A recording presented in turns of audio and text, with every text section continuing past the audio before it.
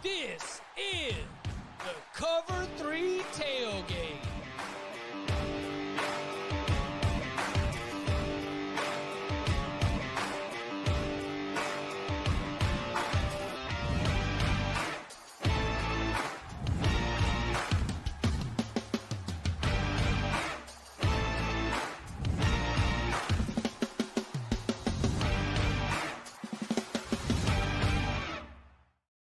And welcome back to the Cover 3 podcast here on CBS Sports. That's Danny Kanell. That's Bud Elliott. I'm Chip Patterson coming to you live at youtube.com/cover3 and everywhere you get your podcast on demand. Thanks for hanging out. Smash that subscribe, smash that like, and come and join us in the chat, a.k.a. the Cover 3 Tailgate, where they're just trying to hire James Franklin away, you know? And look, maybe we'll have some coaching carousel talk a little bit later on, but not right now, because it is Wednesday, because this is the time, not for our best bets, but to take you inside some of the biggest matchups of the week. Let's not waste any time. Let's get into Big Game Breakdown.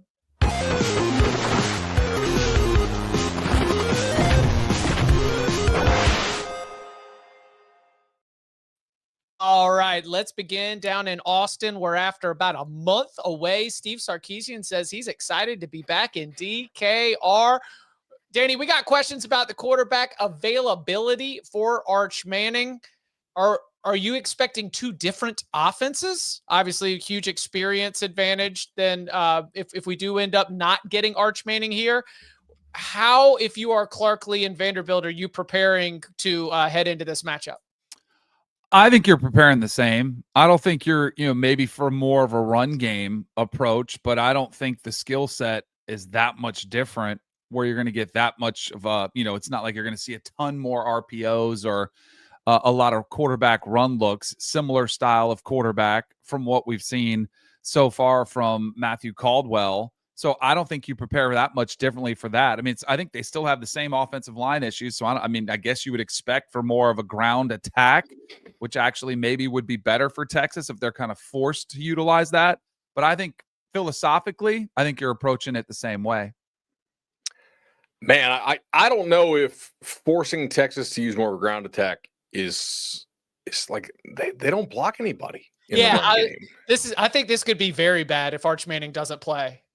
Yeah, I think Arch is one of their better players on offense, which is like, even if true, if I'm right, that's still a problem because he has not been amazing this year. I think he has played like better football down the stretch overall. But yeah, I mean, that's a problem for sure. I would say I'm not really sure how many points either side is going to score here. To be frank, Vanderbilt's offense 2 weeks in a row has not looked great. They did score some points on LSU, but against Missouri, they were kind of miserable. Like they hit that 85-yarder. That counts on the scoreboard for sure. But, like they don't look great. Honestly, I fully understand why Texas is favored here. If you couldn't block Missouri like at home, can you block Texas on the road? There's absolutely a chance Texas just totally suns that Vanderbilt offensive line. And, 17 points might win this for Texas with the way this Vandy offense is playing right now. They have got to find a way to sustain more drives. They got to get the run game going so they can get the play action stuff going. Pavia throwing the ball right now, it's not real pretty. They got to get back on track there. So I do think this is a big Diego Legs game. I think they got to be like, hey, man, look at the schedule coming up. After this, it's a little bit softer. We need you here. Like we might need 14 carries from you today. This is the third straight really good defensive front that Vanderbilt's offensive line has faced. I thought to my eye that against LSU, they were able to run the ball more effectively. Run it with Alexander. Felt like they were doing a better job of getting a little bit of a push and blocking. Do you see, because I agree with you, the offense did not look great. The performance it was not as good against Missouri. Is that being worn down, or was there something different that Missouri was doing? Or is Missouri a better defensive front than LSU? I saw Missouri winning on the defensive interior quite a bit. Like that was not a great game for like your center guard for Vandy there. Zion Young, I think the kid's name is, or Young. for Missouri. He was getting in the backfield a lot and blowing up plays, pretty consistent. I know we talked about Vandy did not have a lot of tackles for loss suffered in that game, but they did have a whole lot of runs that were stopped for 0, 1, or 2, which are, basically not successful plays in almost any scenario. So, I think they were winning up front against this Vandy O line. And look, also, there's a 100% chance that Tim Beck has the ability to dial this up and create some explosives and some one-offs. I say Vandy has to sustain drives, but if Arch plays, they really don't, right? They just have to find a way to hit an explosive or two. Now, look, if you go back and watch last year's game, they did not find a way to hit explosives. Like, Texas did a good job of saying, all right, we're not going to get beat by all the eye candy. We'll give you some of the short stuff. We'll tackle it. We'll win in the red zone. A lot like Alabama did, right? Vandy hit the one long run, but they didn't allow the explosive pass plays there to Vanderbilt. I'm interested to see how Texas will play this, but part of how you call it is how many points you think you're going to need. Mm-hmm. I know coach will say we're going to go out, we're going to try to execute every play, all this kind of stuff. But I do think you game plan with something in mind. Like, how many points do we think we need to get today? Reasonably. Well, I mean, over under 45 and a half, 2.5. I mean, this is a 24-21 game on the implied. Gave Texas 24. I think they take it all day. Danny, do you think that Texas defensively, is there any concern that Mississippi State moved the ball with a little bit too much ease, that maybe Texas defensively, talent-wise on paper, there might at least be some opportunities there? Because I think about Texas's strength with real difference makers, an edge rusher, linebacker. I mean, some of those just athletic freaks that you've got. You would want those to be able to try to close speed on Diego Pavia, try to be able to limit what he's able to do, getting stuff done out of structure. But they still did find themselves in that deficit against Mississippi State. Is that anything to take out of that if you're looking at Texas's defense? No. Okay. I think Mississippi State's offense is unique and entirely different.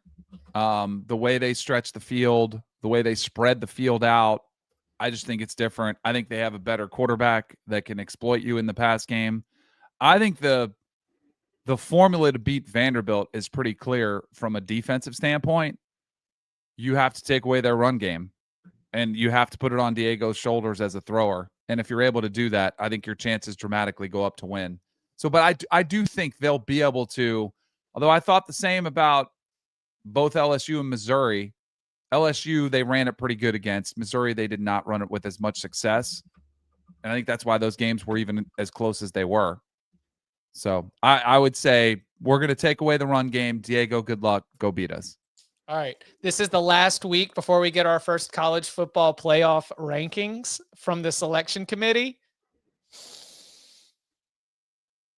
This is how Texas does it, right? This is how they just continue to stick around. Oh, yeah. Yeah. Yeah. You're a 2-loss team. Oh, beat a top 10 opponent. You get a head-to-head win against Vanderbilt. Head-to-head will be considered when you have similar records. There'll be a 2-loss team. Vanderbilt's a 2-loss team. I mean, they'll fly. Who knows? There might be number 8 in the country. If they're anywhere, because they're this new advanced metric system that who knows what it means. Most black box, probably just code for ESPN FPI. That's probably what it is.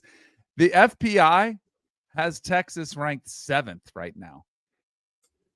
The metrics are going to love this team. So I do think they have that going in favor, as well as if they beat Vanderbilt, it's a good win on paper. They look, they did play Ohio State closer than anybody else has. Yep. Right. And they also beat Oklahoma. Yep. So if we're putting a voice to a model, I think 7th is high, but I don't think 7th is crazy. Yeah. Their defense is really, really good. Most teams don't find a way to score on them unless the offense helps them out. Also, but Texas controls their own destiny. That's the best thing you could add. Totally. If they win out, they're in, no question. If they lose, I think they're out. No, I think they can get in 9-3 with the Ohio State on the schedule. If Ohio State is still undefeated and still killing people, and they beat Indiana by double digits, I think you can say, hey, that's y'all's number one team, undefeated buzzsaw. We played them in their own house closer than anybody else has all season. I'll take that as you saying I think that they do not have control at 9-3. I would agree, but I don't think control their own destiny. Yeah. I think that you could find yourself getting Alabama'd if you are a 9-3. Is Vandy 10-2 in? Phrase another way, is this an elimination game for Vandy? Because if they lose this, their wins are Hokies, South Carolina, so two teams that probably won't bowl, right? You lost to Bama. LSU will bowl most likely, but not ranked, I'm guessing, by the end of the season. Missouri. Don't think Missouri's not going to finish ranked, obviously, without the quarterback. Auburn won't, Kentucky won't. But you would have beaten Tennessee in Neyland. So I think Vandy at 10-2 is probably in. I would agree. I mean, isn't it better to lose this game though and beat Tennessee late? Yes. Yeah. Well, only because it's recency. There is a recency bias. Yeah, I think the recency, the fact it's on the road. This doesn't Tennessee might blow you out because they do run it up in a way that Texas, I'm not really sure has the capability to do so. So if you had to pick pre-flop without knowing the margins, I think you'd rather have the win in Neyland. No, I think what you'd rather do is just win this football game. Go into DKR, take out Texas, and then you put together, when the team sheets are put side by side, it'll show, win against LSU, win against Missouri, win against Texas. And that bang, bang, bang run, even if no matter what the score is at the end of the season against Tennessee, it's going to be a pretty good argument for being one of the top teams in the country. Not to mention keeping you in the mix for the SEC title. Yeah, that too. Maybe get a second shot at Bama.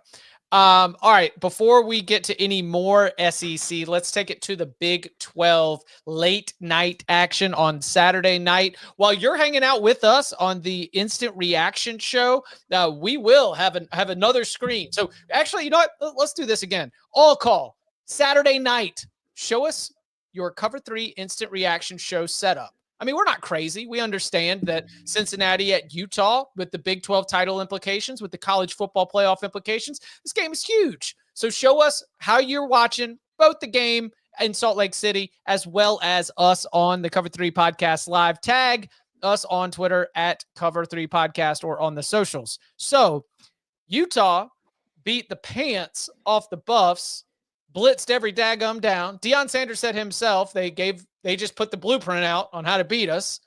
We can maybe deal with Colorado later or on another episode, but certainly not right here. Are we going to get Devin Dampier? Can we even are we making up new quarterbacks? Does it even matter? Is this just a Utah team that legitimately can generate players with AI and then go out there and win football games with the style and the machine that has been built? And on the other side of this, is Cincinnati getting disrespected? I understand Salt Lake City is like a 3.54 on your home field advantage. Yeah. Especially when you're dealing at night. Especially when you're dealing at night. But man, Brendan Sorsby is one of the best quarterbacks in the country. How is he going to fare in this type of situation? I mean, I think you're going to have to use his legs an awful lot. Utah plays a lot of man. Obviously, when you do that, back turn, I think his legs will be big time. Obviously, I think Utah's going to be focused on stopping some of the play action stuff, some of the screen stuff, and the run game. So Sorsby on scrambles has probably got to find a way to create explosives. Like if you see it, just take off and go and get it. I don't think you're going to need to score 35, to win this game. As much as Utah's quarterback played well last week, Bird Ficklin, all right, I do need to say his name. Yeah. I mean, he's not actually AI generated. He's a freshman. He came in there. He had 3 touchdowns and 0 interceptions. I need to give compliments to the young man who stepped in surprisingly when we said, who? He was much better running it than he was throwing it. And Colorado's not awful every game, but some games they just really don't show up. And that's what it looked like there on Saturday night. I don't know if he can replicate that. Cincinnati's a decent defense. They're not amazing, but they're certainly improved. And since he does have real weapons on offense, so if they don't have Dampier, I think this line is quite disrespectful. I think it's interesting to point out there's a lot of teams in this country. Some teams that have really strong records haven't had to travel much. Cincinnati, they played neutral at Nebraska at the game at Arrowhead against Nebraska, lost that. They won at Kansas. They won at Oklahoma State. That was post Mike Gundy, which doesn't really count. There was nobody there. Every other game has been won at home. So I think it is a big test for them to show they can take this show on the road. But I do think, to Bud's point, this will be a Brendan Sorsby's going to have to make some plays type of game. He's been great with the football. He's been great making the big plays. He hasn't had the big turnover. And I think this Utah defense is probably the best that he's faced all year. Totally agree. I will say this. Nebraska on a neutral is a more hostile environment than most of the Big 12 stadiums you're going to see. Yeah. Like that was a very Nebraska crowd. All there to see their boy, Yeah. Mm-hmm. That's right. Also, for all y'all who want to ding us for putting USC-Nebraska in the headline and on the thumb. That's a couple comments in the tailgate. I'll take I'll take the blame for that. Dylan Raiola is going to hit a lot more than Dylan Raiola and Jane Maeva are going to hit a little bit more than Brendan Sorsby and Bird. We're more excited to watch this one, but we know what the casuals which drive the ratings are more excited to. So we juice the SEO and then we give you what you want first here, where we talk the better game. Yeah, I mean, come on, it's Dylan Raiola. You think I'm gonna shy away from putting Arch Manning and Dylan Raiola in a don't let them hate, but I'll eat that. It's a business. It's a business here. We still control the content when the red light goes on. And I do think that the home field environment's going to be crazy. And it's, Danny, to your point, even the Kansas game wasn't great. 37-34 back and forth shootout with a Kansas team. It's kind of imperfect. A little bit dangerous but flawed. Will be interesting to see what kind of game plays out right there. If Brendan Sorsby is forced to, if they cannot run the ball effectively against Utah's defense, and he's forced to get it done in passing downs, third and long type scenarios, do we think that Cincinnati has the offense for that kind of night? They're so much better than they were last year at receiver, but this is still an offense that's much better off play action and running the football. On schedule, ahead of the sticks, keep you off balanced. We got multiple backs. You've got to account for Sorsby's legs. That's the one thing on my notepad where I'm like, how does this end horribly for Cincinnati? It's 3rd and 9 all night, having to get back, which probably means you're throwing short of the sticks and punting. Right. I would agree. I'm trying to think how many legitimately good offensive lines Cincinnati's front has seen. It's not many. Well, I mean, also if you're doing this for a comparison's sake, talent-wise, especially in Utah, we're not putting Utah with Miami or Texas A&M, but you're not going to list not too many. Offensive line groups without getting to Utah. So aren't they probably similar to Nebraska? No, hell no. They're way better than Nebraska. Nebraska's lines of scrimmage suck. But don't you think that's that was probably their best test, was against Nebraska? No, I think Kansas is better on line of scrimmage than Nebraska is. I think Baylor's offensive line is better than Nebraska, probably not the D line. But we're still Iowa State's better on the O-line than Nebraska is. Defensive line without – did they have Dom Orange in that game? In the Iowa State game, they did. Then they're better than Nebraska. They've certainly faced better ones than Nebraska, but I do think Utah is the best line of scrimmage test they're going to have faced for sure. Yeah. I mean, I think a lot of the teams in the Big 12 who Utah play will end up saying that, given what. But they have faced some bad D lines for sure. I mean, Baylor, Oak State, Nebraska. Yeah. Tough test for the Bearcats heading out to Salt Lake City. Is Oklahoma in trouble? I don't think so. You don't? Okay. Oh, I do. Really? Yeah. I think offensively, let's be a good debate. Let's do it. Yeah. I think John Mateer, I don't know. I wouldn't say he's regressed because I don't know if I've ever fully bought in. I don't think you have either, Bud. No, You he know, was we were missing the watching same some damn tape thing. Just get early. away with it. Right. He was getting away with it. I think his confidence has kind of been shaken now. Now he's got to go on the road to Knoxville and do it. He has been too careless with the football, and they have been able to take away his legs in the run game. I think Oklahoma's in trouble. And I do think their defense is good, but it was one of the reasons we asked, well, who was the best offense they faced? Well, now it's Ole Miss, and now they're going against an offense which is really talented in Tennessee's. I think they're in a little bit of trouble. Okay, so I think they're okay. Mainly because has Tennessee faced anything like Oklahoma's defensive line? I don't even see anything close. Like Georgia has no pass rush this year. Arkansas and Mississippi State are not really like SEC quality defenses. Okay, neither is Kentucky. Like Bama in Tuscaloosa, and Bama got home a pretty good bit. Like Aguilar under pressure is a disaster. So, like I'm not real high on Mateer. I think he misses a lot of reads. Like he just doesn't see the field well. Like he doesn't. Aguilar when he's not pressured is awesome. Like as a 7-on-7 guy, he's probably freaking amazing. But when he's pressured, he's not very good. And I do think Oklahoma can get home on him, like quite a bit. I'm not out on Oklahoma's defense. I think Oklahoma wins the game. Ooh. I think they're a better football team. Tennessee's tempo, that's a big, that does help you with that pressure.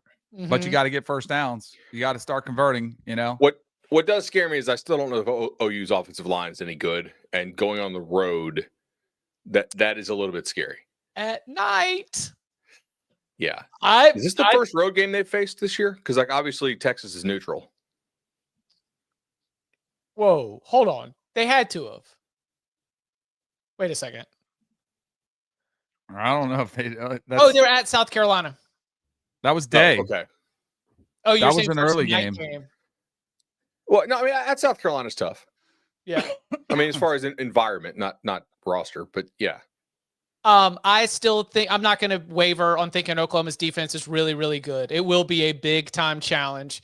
I think the system, spreading the field, playing with tempo allows for some mitigation.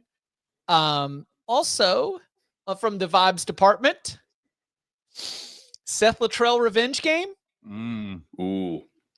I don't know if y'all saw Brent Venables, but they said, "Hey, Have you Brent, spoken to him? Spoken to him? Nope. Not even a text. No. How you doing, buddy? Yeah, I don't know. Seth Luttrell had to go up against that Brent Venables defense every day in practice with Jackson Arnold and 0 healthy wide receivers. Now he's got Chris Brazzell, one of the best wide receivers in the country. And I know that he's only an offensive analyst. He's not the guy calling the plays, and this is Josh Heupel's offense, but I'm just suggesting that there might be a few wrinkles that are specially put in for this game with some intimate knowledge of Oklahoma's defense, where that pop play, you know what's going to lead to the coverage bust. There's no love lost either between Josh Heupel and his alma mater. Oh, God. No. Oh, yeah. Okay. There's a lot of reasons for them to have a few extra wrinkles late in that game. Is this an elimination game? Yeah. For both sides? For Oklahoma. I think for Tennessee. Yeah, I think for Tennessee. Oh, for both. Realistically, it's for both, in my opinion. It's for both. It's absolutely for both. If Oklahoma can't win this game, I don't think Oklahoma is going to beat Alabama in Tuscaloosa. It's like, what kind of team are you? But you're dealing with the hypothetical. Is this an elimination game? Well, if they lose, they'd still have to run the table to be 9-3, and you're going to say Oklahoma has the strength of schedule that 9-3 should get Oklahoma in. And I hear you, but I'm saying that practically, not hypothetically, if you can't beat Tennessee and Neyland, you cannot beat Alabama and Bryant-Denny. I would generally agree with that. But it's.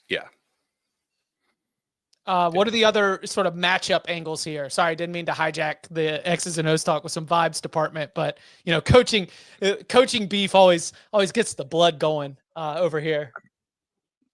I think it's a great matchup of play callers. You know, I mean, like I love the way Heupel designs his stuff. They've been running some different stuff this year, more tight ends, more variation in formation. I think Arbuckle does Arbuckle's got to be like throwing stuff in the coaching box every week with how much crap Mateer misses. Like, good God. Now, granted, he kind of knows what he signed up for because, if you're missing it, Washington, right? But like, man, that guy is good. He schemes open so much stuff, and Mateer just does not see it. Like that. That's why, like when I was saying after the Michigan game, I was like, this guy needs to come back to school. A lot of the chat was like, he's a first rounder. Like, maybe eventually, but like, you can't play in the NFL if you just can't read it, and he just does not see it. I just wonder if he's had that talk with him, and I would imagine it would happen at some point. But if you're watching the film against Ole Miss and you're pointing out all the underneath routes that were wide open to keep drives moving, and instead you're going for the chunk plays, and a lot of that was in the fourth quarter, he was just trying to do too much. And I would be reminding him, hey, this defense is pretty good. Like, even if we don't get the first down, or, if we can sustain drives a little bit longer, if we can get in the field goal range, that's still really good. Just don't try to force the big play every single time. I would assume they would have that conversation, but I think this is another one where you've got to take what they give you. Tennessee's defense, to me, is very boom or bust. I believe they are among the nation's leaders, if not the nation's leaders, in defensive touchdowns. Like they can force turnovers. They can get it going the other way. They've got like 5 or 6 of them on the season. At the same time, you talk to any Tennessee fan, this defense gives up explosive plays. Like you can find some spots where you can hit a big play, and that's where Mateer running around, just looking for Sategna somewhere down the field, chuck it up there. Safety falls down, and you've got a 60-yard touchdown. Like, I could see Oklahoma having statistical offensive success thanks to explosive plays, even if there are some droughts throughout the evening. Yeah, Tennessee has got to get home because Tennessee secondary, if Tennessee has to blitz a lot, I think that is a problem for their secondary. Yes, correct. But there's definitely a chance playing at night at home in Neyland, on Halloween, that D-line just gets home. Golly, black and orange too. We're wearing right. Yeah. Sorry. I'm sorry, Oklahoma. This is just what you're walking into, I also think it's again, it's kind of like we were talking about Diego. Teams kind of figured out if you take away Mateer's legs, he gets somewhat exposed, and he hasn't been able to make any of those big plays, since the Michigan game, maybe before that. I know he got hurt, but the teams have just, in the SEC defenses, have taken away his legs, and he's been exposed somewhat. So that would be like, if he can somehow play that role of run around, make some plays, but he hasn't been able to do it lately. Like that's because they have not been running the football great. So that's why they had to rely, and they were able to get that. So I'm surprised Bud thinks Oklahoma's got a chance here.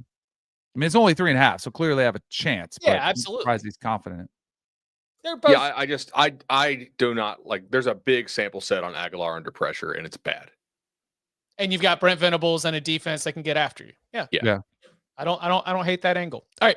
Coming up on the other side, going inside the matchup for a big matchup for USC as they go on the road to take on Nebraska. Oh yeah, there's a cocktail party in Jacksonville, Indiana. Kurt Signetti's talking about Maryland like he's got to play the 85 Bears. We'll put some truth serum in that to see what it looks like. Day Train Danny and more next.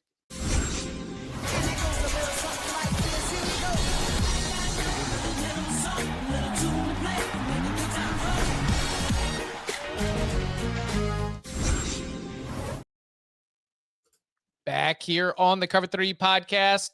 Now, the good news, USC, is you do not have to go to the Eastern time zone. It's still a road game, though, and those have been a little bit problematic. But it's going to be a fun one, right?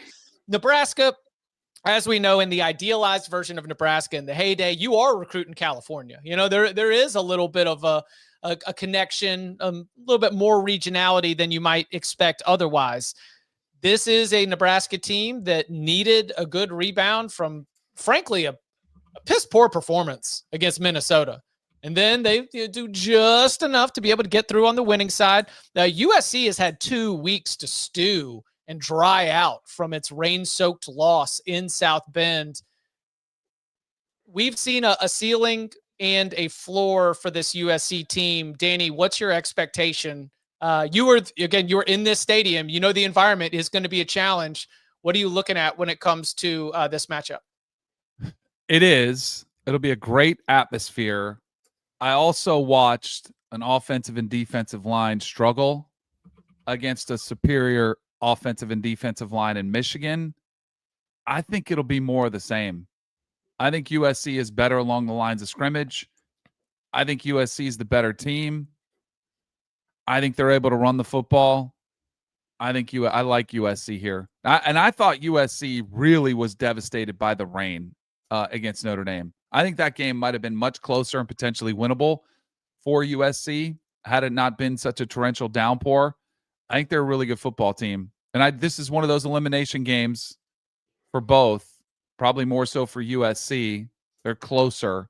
But I think the one thing that I was disappointed in with Nebraska was the offensive line and defensive line. Yeah, that does not appear to be getting any better, right? So they lost offensive lineman Teddy. We've said this guy's name before, and I always butcher it.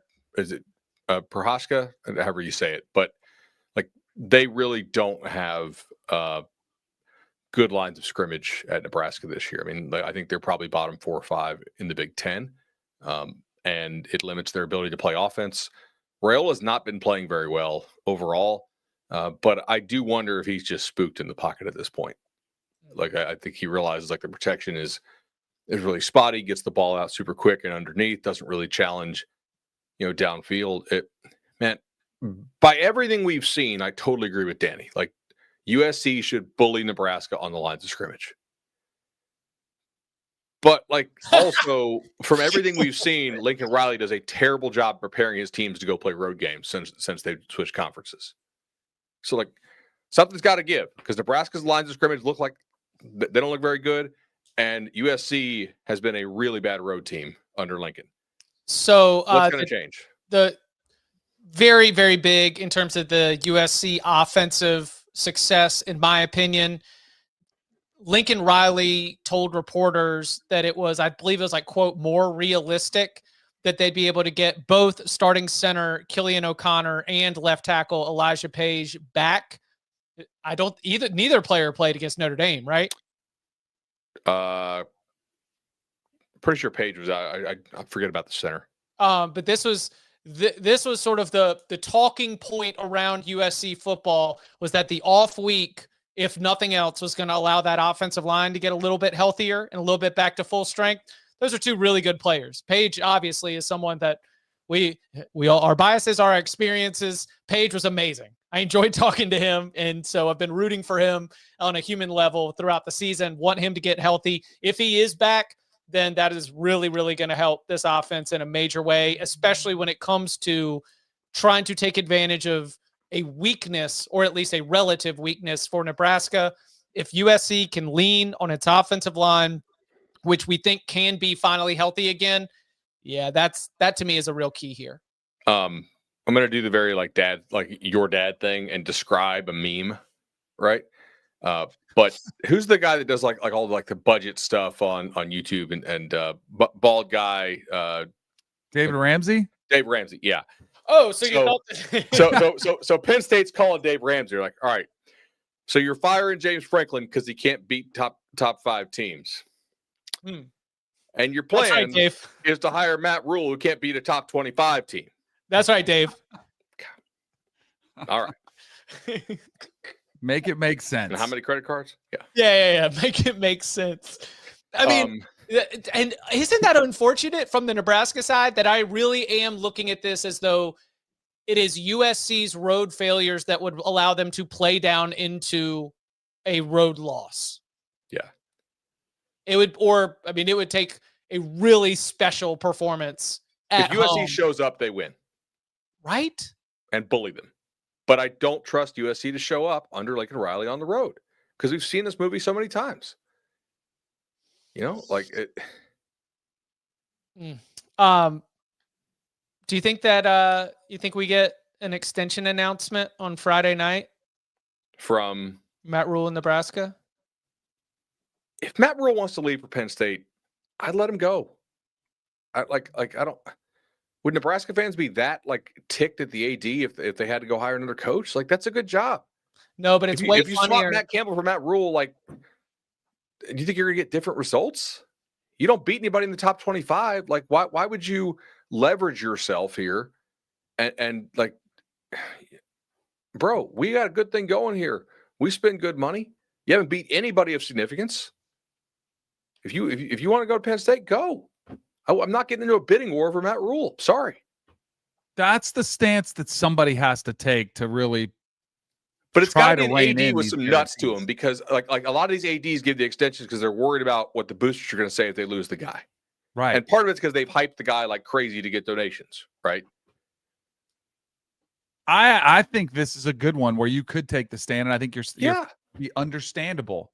Now, And it doesn't mean we think Matt Rule's a bad coach. Right. I just don't think he's anywhere close to irreplaceable. The funniest He doesn't won result. anything. Funniest result is a Friday night extension announcement and Saturday night losing by 14. Yeah. Ryan in the chat says that's basically the stance that Notre Dame took with Brian Kelly. And he says the media clowned them for it. I don't remember clowning them for it. No, and the media. Okay. Sure. Okay. It's college football in the 2020s. The media could be literally anything. So. Yeah, Matt Rule is above a replacement level coach, but he's not irreplaceable, and there's a difference. Was that about the money though? I mean, I thought it was about the better resources. Was that spin? Because I didn't remember Notre Dame. I had caught everybody by surprise. Everybody was like, "Whoa, where'd this come from?" Maybe Brian Kelly just did one out. I mean, the story about him finishing the burnt ends at Tobias Merriweather's parents' house. Stepping outside to take the call, coming in to finish his plate, wipe his mouth, and then as he's pulling away in the luxury SUV, texts start coming in to Tobias. What's Brian Kelly leaving for LSU for? BK, according to Ryan in the chat, who is pretty plugged in on Notre Dame stuff, BK wanted an extension after 2020 and 2021. 2020, they made the playoff. Don't remember 21 specifically, but yeah. All right, let's keep it rocking and rolling. There is a cocktail party in Jacksonville. Any chance we get a little Billy Gonzalez rise up and throw a haymaker? I mean, I was thinking about it. I thought about this. Yeah, I was think thinking so. about it. This is good old school rivalry stuff where all the Florida fans already bought your tickets, right? You'd already made all your reservations. You were going to the game, and now there's no pressure. I mean, nothing would be better than to stick it to Georgia and to be able to go out there and throw an upset win. And is DJ Lagway going to get better play calling? Are we going to see DJ Lagway unlocked a little bit? It was funny. So that's what I talked to Chris Doring this morning. He was on our radio show, and Doring said, hey, there's a chance that DJ Lagway could be unleashed. And I was like, well, didn't they try that against LSU? They let him go. And that went off the rails. So how much do you want to let him go is the question. But I think there's two things. One, I do think you get a little post Billy Napier bump, an emotional team that probably rallies around each other. The other thing is I think Georgia is good. I don't think they're that much better. Or they're the team that they were several years ago when they were national title contenders and they had these dominant guys up front. So I still think Florida's roster is pretty talented. So I do think this game is a potential upset for the Georgia Bulldogs. Dallas Wilson against Georgia secondary that has given up some explosive plays through the passing game. I mean, it's weird because on the one hand, you don't want to put this thing entirely on DJ Lagway, right? But on the other hand, there's part of me that thinks every time Florida calls a run play, it's a bad decision because Georgia's run D has been really good and Georgia has no pass rush and their coverage in the secondary. It's not bad. It's just not what it used to be under Kirby. So, are we really going to try to just run the how stubborn are you going to be if you're Florida, right? And I think on defense, you just got to be super aggressive. Stockton does not throw the football down the field. I think you need to a high variance positive result from your defense, right? Hey, challenge him to make some downfield throws. He misses them. Maybe throws it up when he shouldn't. and maybe you get a sack and a turnover or something like that. But I do think Florida can win this ball game. Like, Georgia's a good football team. They're just not a great football team, at least not so far. Also, DJ's best other game was coming off a bye. You wonder somebody who's been banged up a lot, if that opportunity to get a little bit healthier allows him to play better.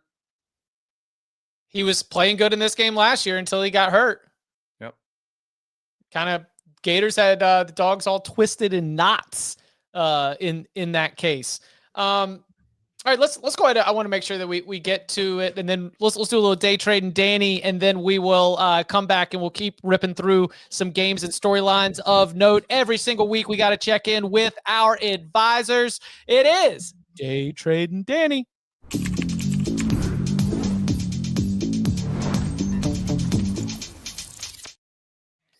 All right, markets open. I heard Bud say this other day, and I would tend to agree with him. I am buying that the Heisman Trophy winner comes from the Big Ten championship game. Yes. I think it's going to come down to Fernando Mendoza versus Julian Sayin head-to-head, even though they have different – they're not going head-to-head.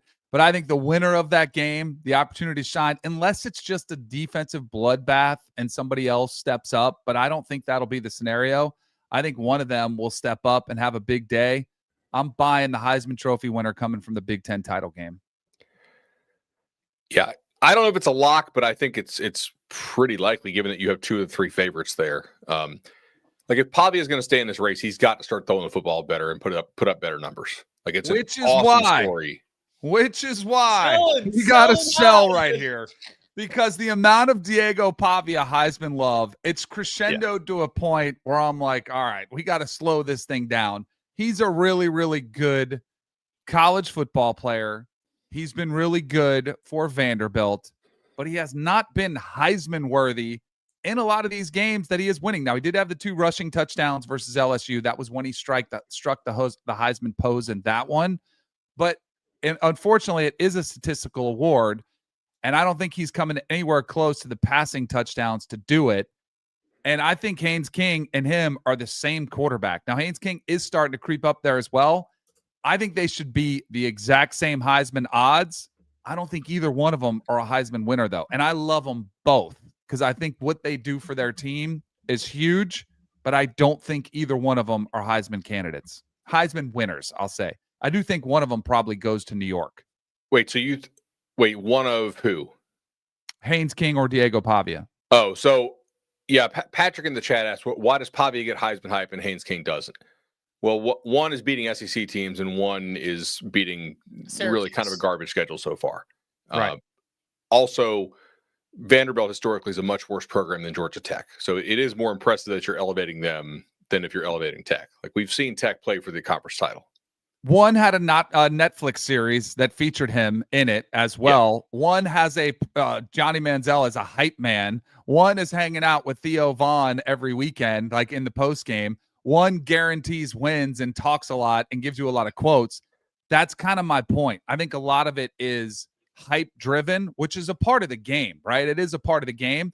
I do think too that Georgia Tech is going to try, because they did throw it a little bit more than normal in Syracuse when the game was in hand. I think they're going to try to get Haynes King's numbers up if they're allowed to. If the game dictates that. They want to win first, but if there's an opportunity to keep his numbers up, I think he should. But a lot of that's just the reality of the hype game that is around Diego Pavia. I think that's why he's been given more airtime and everything, more conversation around the Heisman. Can I suggest another day trade? Yeah. The Heisman winner will be the quarterback of either the Big Ten champion or the SEC champion. Oh, yeah. That'd be a great one. Then you're bringing Ty Then you get in Ty Simpson. Because there is a real shot that or Marcel Reed. Yeah. Like Bama A&M could be a shootout. And so, like, if Simpson drops 45 on A&M, which is totally possible because, Carr totally carved them up like a month ago. And Alabama's got better receivers certainly than Notre Dame does. Like that's where the Big Ten champion quarterback, like Stockton's not going to win the Heisman, but if it's Reed or especially Simpson, that could be. I just look at those teams. The reason I said Big Ten champ is I think there's less opportunity for them to slip up getting there. I mean, the Ohio State-Michigan game is looking like it's going to be more competitive. So there's an maybe saying, doesn't play well in that game. I just feel like that the Big Ten champ probably gets there unscathed. Although A&M, is A&M losing? I know. Well, yeah. You're getting Missouri with a third-string freshman quarterback. Texas, and you get Texas. Rivalry game. But no, they might not. I will. We obviously are sworn to a blood oath and, all kinds of psychological and emotional torture to get through our Heisman voting process. I recently went through round one of seeing if I was going to make the cut again this year. I can't tell anyone what my ballot is going to be, but I will provide more thought than whoever wins the Big Ten or SEC title game. I'm picking the quarterback. It might line up that way, but that is not the way that I will go about my ballot process. I can promise you that. In theory, like somebody in a losing effort, Well, I think all the games matter. And also to your point about the Heisman hype, they're not asking the description of the award is not for the most valuable player. It is the most outstanding player. And you know what helps you stand out? Striking a Heisman pose. Talking, right. getting the people going. That helps you be outstanding. No doubt. I have another buy here. A quarterback, I am buying that he can take his team to the Big 12 championship game. And it is not a quarterback who I've bought on here before, and Brendan Sorsby raved about him. I still have a hard time looking at Houston and seeing up in the top 25 and looking at them as 7-1. And then you look at their remaining schedule. Connor Wegman has 20 total touchdowns and only 2 interceptions. And I thought this might be a good spot for him because we've seen other quarterbacks. They find their level where they can succeed. Bo Nix was one. Struggled in the SEC, goes to Oregon, succeeds there. We've seen this happen multiple times. Connor Wegman is playing really well. And if you look at their schedule, it sets up for Houston and Willie Fritz to potentially be a 11-1 team with their only loss to Texas Tech. West Virginia, on the road at UCF, TCU, Baylor.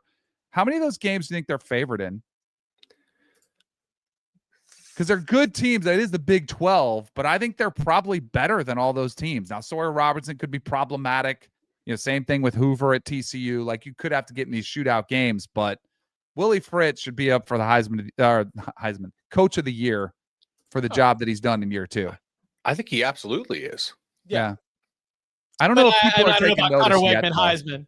Yeah, it's like, you want to buy Willie Fritz, Big 12 Coach of the Year? Yeah, I buy. I buy. I said Connor Wegman can take them to the Big 12 championship game. That was the take. You are correct. Connor Wegman if Willie Fritz gets them there, Connor Wegman can be a player on the team that Willie Fritz takes to the Big 12 championship game. Yes. All right, I have another buy and then a sell that I want to let breathe a little bit because I want to hear your guys' reaction. So my buy is Alonzo Barnett III, James Madison's quarterback. He's got 23 total touchdowns, 3 interceptions. By the way, does anybody remember Matthew Sluka? Oh, yeah. Remember Matthew Sluka, the quarterback that he beat out that last year was out at UNLV and ended up quitting on his team to go look for the NIL money. He's not playing at all. But Barnett has been awesome. James Madison very much in the group of 5 race. Now, I heard you guys say this on the post-game reaction show. There was a lot of response to a certain tweet that I put out there. I am selling the group of 5 getting an automatic spot into the 12-team playoff.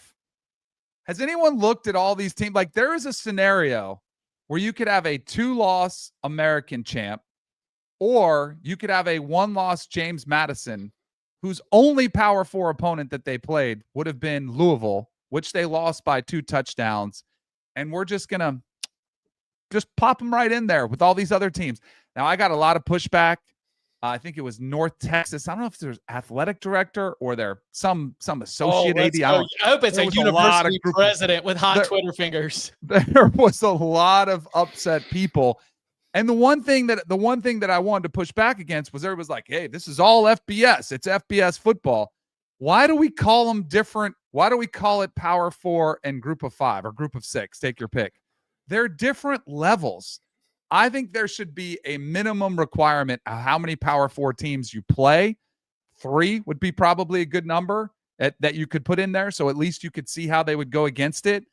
But James Madison's probably one that bothers me the most. We had talked about Liberty. Thankfully, we don't have to deal with them because they had 0 Power 4 conference opponents. It's a different level. Now, if you are qualified and you've beaten several of those and you are ranked, even if you jumped a couple spots, maybe the old one was what, top 16? I think you had to be for the New Year's Six Bowl. You had to be in the ranking. I don't think that is too much of a requirement, but every single year guaranteeing them a spot. And I know people hated that take. I think this year could be one where the people come back and revisit and say, you know what? Maybe we shouldn't be guaranteeing them a spot. It's a better take for podcasts than for Twitter because on Twitter, you're character limited, right? Right. Like the way you explained it here makes more sense. Like that, yeah, they should probably have to be a certain rating to get in. And I think that should, like, you should apply that standard universally. Right. You know, if you have some really, really crappy ACC champion or Big 12 champion, sorry, like that's not it. And like I argued for UCF to get an opportunity in the 4-team playoff. Like I thought that team was worthy of that discussion. So I'll pound the table if there's a team that's deserving for it, because people are saying, oh, you used to say give them a chance. I want them to have a chance if they're worthy of that chance. I just think there's a chance this year might be one where you're looking at it saying, man, there's a lot of good 10-2 teams that you might have to leave out. Look, some of the teams of yesteryear that kind of rose up by doing this back when they were an independent or in a G5, like they played like real non-conference opponents. Yeah. You know, I mean, like Florida State in 88, okay, pre-ACC when they were independent, they just left the Dixie Conference. At number 6, Miami. At number 3, Clemson, hosting a good Michigan State team, okay? At Tulane on the road. At number 7, was 1AA Georgia Southern at number 7. At number 15, South Carolina, Florida, Virginia Tech, and at number 7, Auburn. Like there was kind of an element of back in the day. It was like, yeah, we'll give you guys credit if you actually go and barnstorm on the road and win these ball games. Nowadays, there seems to like not be very much looking past the loss column. Right. And I think that's the way that you appease the Group of 5. Is I think it's a spot on about make the Power 4 champion be in the top 12 as well. So you do keep out a team that would have, if you had a disastrous season and a lot of teams were beating each other up and there was a 9-3, couple 9-3 teams playing in a championship game, that they wouldn't be deserving either. I don't know, man. I've heard a lot of, even if the ratings and, looking at the way that it's all shaping up, there is something to be said for what coach can tell his locker room, not like, hey guys, and if you play well, we'll go to the New Orleans Bowl. It's like, hey, if we win this championship, we get a ticket. And then who knows after that? And we'll see, there's still some more years to go. These are conversations that I haven't heard in recent weeks, but at least over the course of the last 18 months, that was something that's a talking point, probably not at Kennesaw State. Congrats to Jerry Mack for getting the Owls bowl eligible. Yep. Bowl eligible last night. But, at some of these other programs, especially in the American, the Mountain West, and the Sun Belt, I think that when they're competing for championships, they're telling their team, hey, like if we win this, we at least imagine, but also imagine telling them they could be playing for a national championship, a 12-team playoff that just features schools on their own level, Group of 5 champion. I think the problem there is a lot of those guys have never been paid, and your studs would definitely sit out in anticipation of the portal. And by the way, none of this take has to do with ratings. I know our buddy Todd Furman, he had a scorching take where he was getting absolutely raked over the coals because he said, I know everybody loves parity, but wait till you get Georgia Tech, South Florida in round 1. none of this has to do with ratings. I don't care. Like, I want to watch good football games.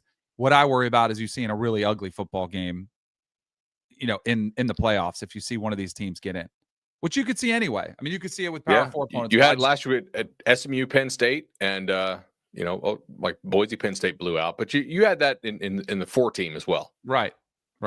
From the perspective of a student or a member of the local community, I think an FCS Final Four run is more fun. Mm-hmm.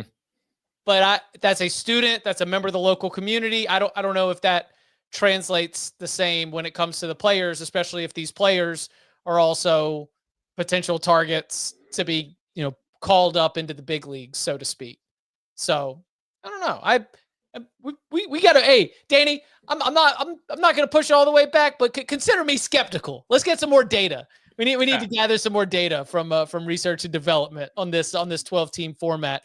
Last year, of course, Boise State kind of cracked the mold, right? With where they were ranked, with the kind of season that they had. This year is probably going to be a little bit more of the true, let's see if Cinderella can go do a 5-12 upset. And if they do, then, now we've kind of changed the conversation around that for sure. All right. Anything else, Danny? Market's closed. Coming up on the other side, more of our matchups and storylines to note for a busy Week 10 and more. Next. When you need your sports news all the time, we've got breaking news to bring to you. CBS Sports HQ gives you a snapshot of all the sports that matter to you. When you need your sports in a snap, find it on CBS Sports HQ. Streaming free anywhere you are. Back here on the Cover 3 podcast, the big time game this week will feature Indiana hitting the road to go take on the Maryland Terrapins, a young Maryland team that we've discussed a lot. Malik Washington, the headliner, but he is one of about 7 or 8 freshmen that get a lot of burn for this team. And with a young team, we've seen great moments and also incredible collapses. It has been very much an EKG meter if we're measuring performance, and that might be what you would expect from a young team. But buddy, you listen to Curt Cignetti talk about this team. Talks about like this, the most stout defense they've ever faced. Danny, I am loving Coach Sig's scouting reports of the opponents at this point, but doesn't it also kind of make you think they're going to go put 50 on the board against this team? 100%. This is a page. I've talked with B-Mac, Bryant McFadden, played at Florida State after me with Coach Bowden.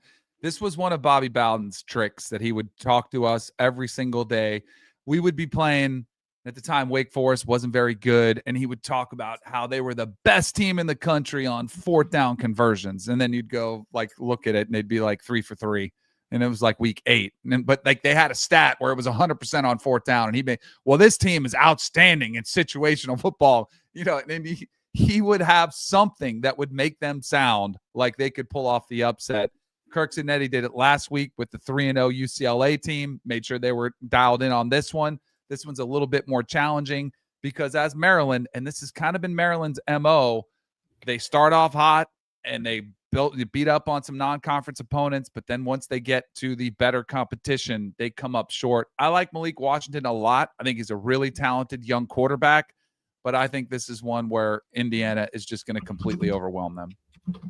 Man, if ever there was an argument to expand the Big Ten and that Florida State, Miami, Clemson, sheesh, that would be that'd be useful. All right, so Maryland has played, what would we say, one above average P4 defensive line, and that would be Wisconsin. Nebraska, UCLA, Washington when they were down some guys, Towson, Northern Illinois, FAU. Washington, even with their injury issues, I would still say defense as a whole is above average. Yeah, I think that's fair. I don't think they can block Indiana. Yeah. I think there'll be a whole lot of pressure. Indiana is also really good at figuring out what your protection schemes are and then creating free runners at the QB. I think they did a masterful job against that against Oregon. Wasn't always free runners, but sometimes you just don't want to back blocking that guy. And it ended poorly for the Ducks. I would expect more of the same here. Also, don't we think Indiana's trying to get him the Heisman? I think he's just trying to run it up on everybody. But like that's a great recruiting tool, man. Like come here, win the Heisman at Indiana. I don't think He's already got his brother. He's already got his next quarterback. Yeah. Yeah, I really don't think he likes. I think he's just crushing teams. Right. And I think he still is irritated about last year's conversation, the narrative about his team. And I think that burns him deep down inside. I mean, the Chip Kelly Oregon rise is just putting crooked numbers on the board. You know? Like, oh, you're not going to respect us? 56-14, 63-10. You know, you just continue to just go pedal to the metal. He said Maryland's top 20 in scoring defense. They got a defensive coordinator who won 2 Super Bowls with the Ravens. I mean, woo-wee! Making sure that 50 burger comes with no asterisk after Indiana runs it. I will be stunned, though it would be a good sign if Maryland is able to make this a game early, but this might be a smoke it through the filter game. We'll see come Locks episode, 11 a.m. on Thursday. Maryland has some good pass rushers. I mean, there's some chance they get home. Indiana's really good at avoiding like slip ups, but they're not like completely immune from it. I would agree with that. Is Miami on upset alert at SMU? I still like that Wake win was not fluky. Wake fumbled the ball. Wake could have won by more. Correct. Wake That's what I'm fumbled saying. the ball inside like the 10-yard line twice. Yeah. Barring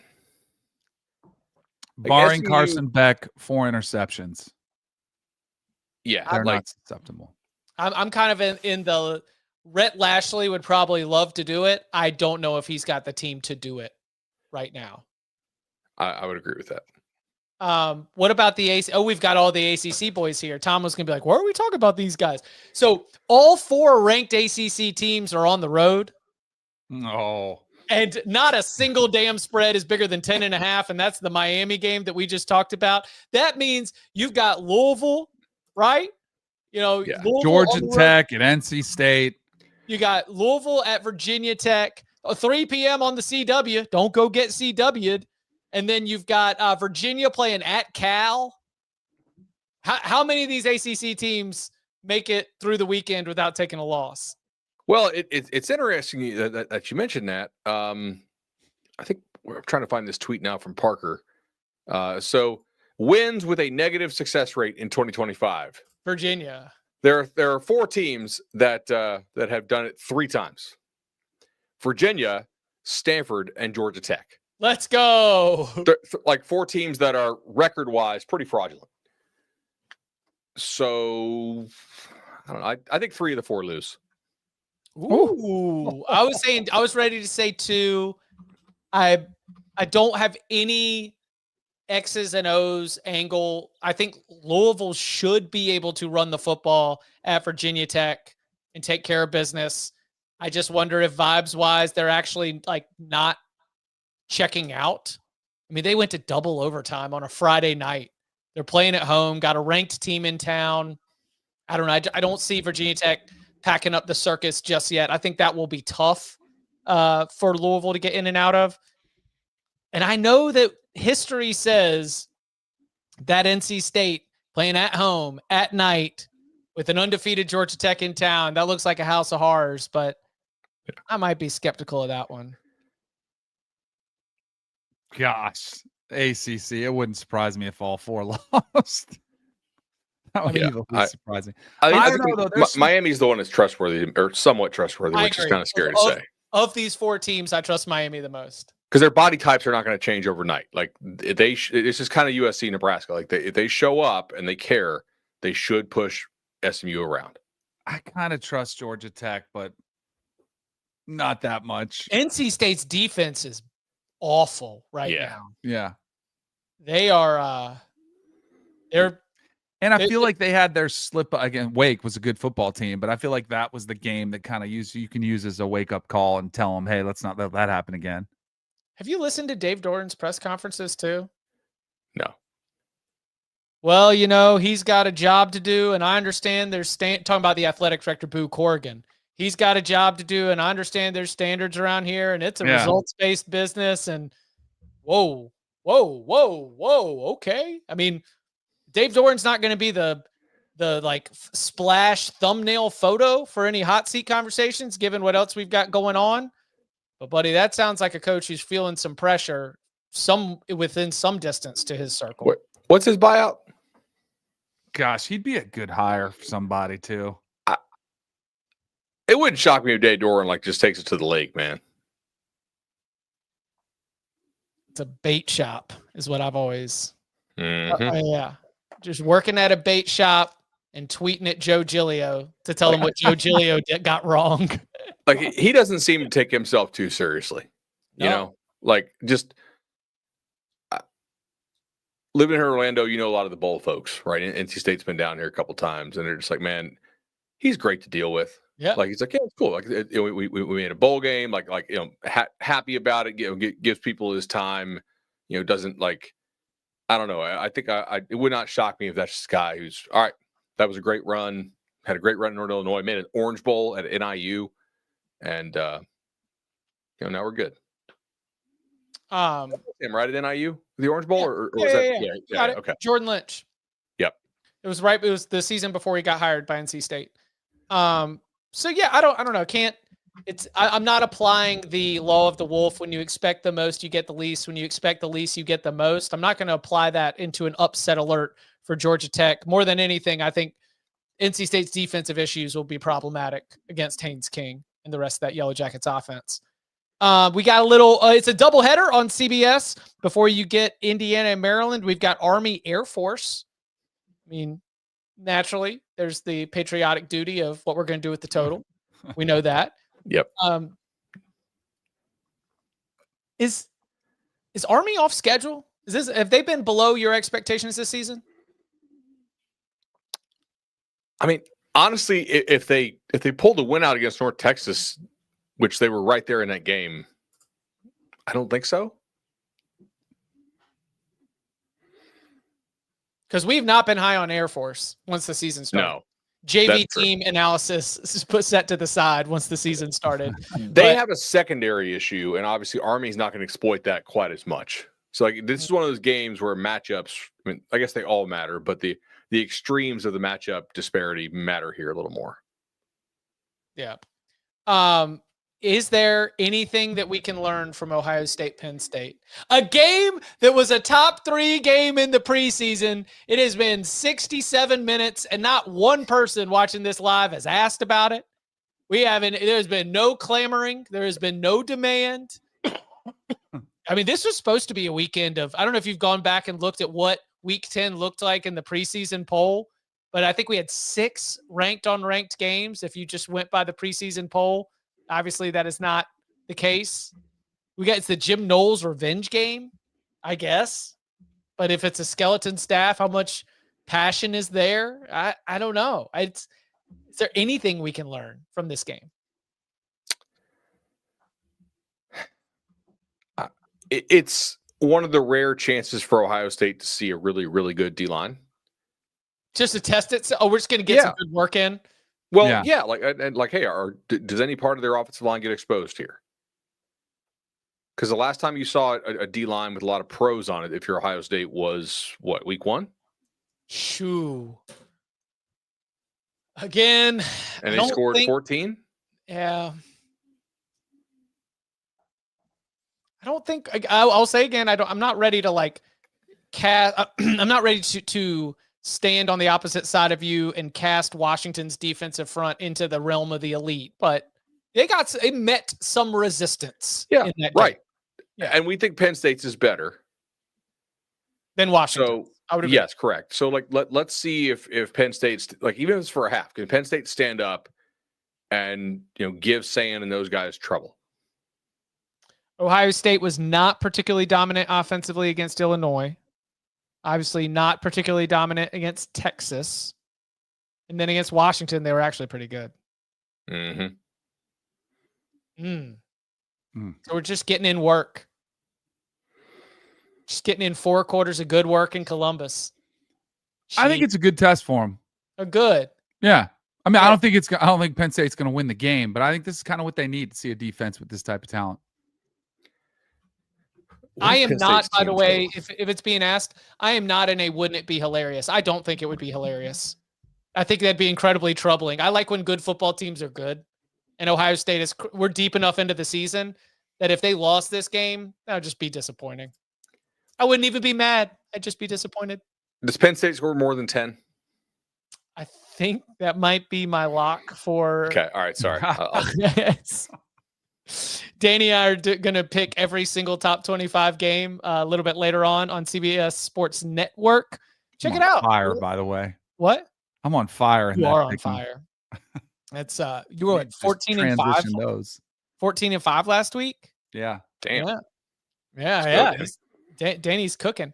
Yeah, I think that the Penn State team total under was definitely a look as we were putting in the prep for the 19 games on today's 2:00 slate. So, yeah. Any other games you want to turn our attention to before we get out of here? What else do we have here? Is Klubnik back for Clemson? I don't know. You saw I put it in there. This is legitimately a swing game for Clemson's bowl chances, which Dabo Swinney, every single season that he has been at Clemson, he has at least gotten to the postseason. That would be troubling. I mean, he stood up there at the podium after like week 3. He's like, you know what? Maybe we don't have a good season. Maybe we go 6-6. Now 6-6 might be a good finish. They are playing Duke this weekend. That is going to be a competitive game. Woo. Carolina could get their first ACC win. I think they are. I think I've come around on that. I think that Friday night there's going to be a lot of people thinking they're real funny at the Halloween party with their Bill Belichick Jordan couples outfits, and they're going to be watching on the screen at the house party as North Carolina takes down Syracuse in the Dome on Friday night, gets their first ACC win of the season. Liberty's not played a game since the 14th. Really? Yeah. They were midweek and now they've got to cycle back Right, to Saturday. yeah. I was looking at this like, when is the last time Liberty played a game? And it was the 14th. They beat New Mexico State. It's incredible. Danny, it's funny you mentioned North Carolina. These are the teams in power conferences that do not have a conference win. North Carolina, Florida State, Boston College, West Virginia, Oklahoma State, Penn State, Michigan State, Purdue, Wisconsin, Mississippi State, Arkansas, and Kentucky. This is particularly relevant because Mississippi State and Arkansas are playing each other, so you're guaranteed one. Florida State is at home as a touchdown favorite against Wake Forest. Might get 2. North Carolina, slight dog on the road at Syracuse. That's another one to watch. Kentucky is playing Auburn. I think we might see a couple first conference wins for power conference teams this weekend. Mm-hmm. Is there any chance South Carolina pulls this out? Yes. I mean, they almost beat Alabama. I just wonder if that was the shot, and you're going to Oxford. Right. But Oxford, it's similar to where Bama was vulnerable. Ole Miss is coming off a really tough, emotional, hard-fought loss at Georgia. Big emotional win. You just take your foot off the gas a little bit. I just wonder if South Carolina can do it on the road, like you said. But I mean, the old distraction. The distraction. Everybody's talking about Florida and LSU, and Lane seems to thrive in that. Though he doesn't seem to bother his team. They kind of revel in that. I mean, that's the thing is he's too calloused. We're talking about the guy that left Tennessee in the middle of the night to go to USC, and that happened 16 years ago. It's just that guy has just been through wars and seen some stuff. So he's not going to get coaching carousel ain't going to do nothing to Lane Kiffin. He's doing a good job of handling that. All right. Anything else? All right. Thursday. We will be back. It's the best time of the week, 11 a.m. as we roll out our Week 10 locks. You come, show up early, get up the likes. We give you the locks. The locks move lines. You know the way it goes. And you can follow him on Twitter at Danny Kanell. You can follow him at Bud Elliott 3. You can follow me at Chip_Patterson. Gentlemen, thank you very much. See ya.